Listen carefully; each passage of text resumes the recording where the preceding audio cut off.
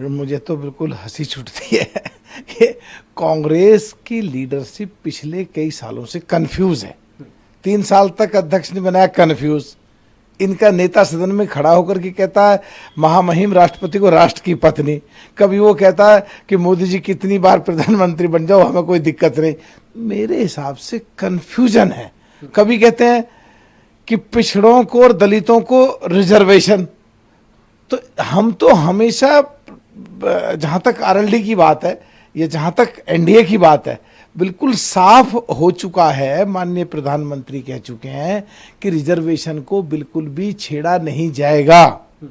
चाहे बाबा साहब भी होते तो भी रिजर्वेशन को छेड़ नहीं सकते थे।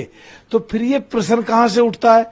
जहां तक बात है तो क्या ये इस तरह कह रहे हैं कि जो पिछली कांग्रेस की सरकारें रही थी इसका मतलब है कि उन्होंने गलतियां करी हैं?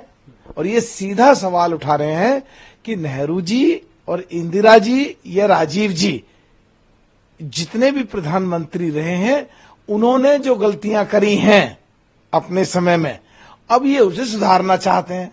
ये कैसे माने कि फिर ये सच कह रहे हैं या झूठ कह रहे हैं? ये तो ये समझो कि कुछ भी करो, कैसे भी करो, कुछ भी झूठ बोलो, कुछ भी करो और चुनाव के समय पर कुछ भी कह दो। जहां तक बात है आज प्रॉपर्टी की, ये मार्क्स वाद को लेकर के जितने भी पूरे वर्ल्ड में देश रहे हैं वो सब बर्बाद हो गए।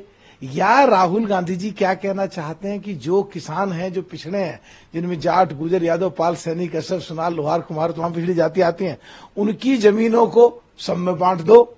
या जो लोग देश में काम कर रहे हैं, जो बिजनेस कर रहे हैं, तो उनकी चीजों को सब में बांट दो।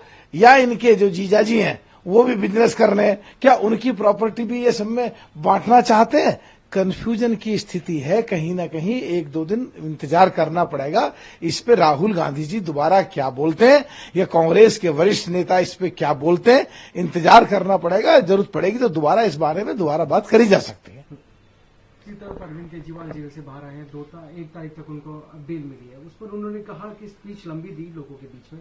उन्होंने कहा कि बीजेपी में लालकृष्ण आडवाणी रिटायर हुए, मुरली मनोहर जोशी रिटायर हुए, 75 साल की उम्र वाला पीएम मोदी ने ही रूल बनाया था, तो अब पीएम मोदी भी सितंबर में रिटायर होने वाले। उसके बाद प्रधानमंत्री कौन होगा? उन्होंने अमित शाह की तरफ इशारा किया। मुझे तो समझ नहीं आता, ये तो चुनाव के प्रेशर में कोई कुछ भी बोल रहा है। हेमा मालिनी जी जो मथुरा से सांसद रही हैं, मथुरा से सांसद लड़ रही हैं, 75 साल उनके बहुत दिन पहले पूरे हो चुके, वो चुनाव लड़ रही हैं। और बीजेपी के, एनडीए के बहुत सारे लोग ऐसे हैं जो 75 साल से ज्यादा हैं। जब वो ऑलरेडी चुनाव लड़ रहे हैं तो फिर माननीय प्रधानमंत्री की 75 साल की उम्र की बात कहां से आ गई? और जहां तक बात है, अमित शाह जी साफ कर चुके हैं इस बारे में कि 75 के बाद भी माननीय नरेंद्र मोदी जी प्रधानमंत्री रहेंगे, तो फिर कोई क्वेश्चन उठता ही नहीं है।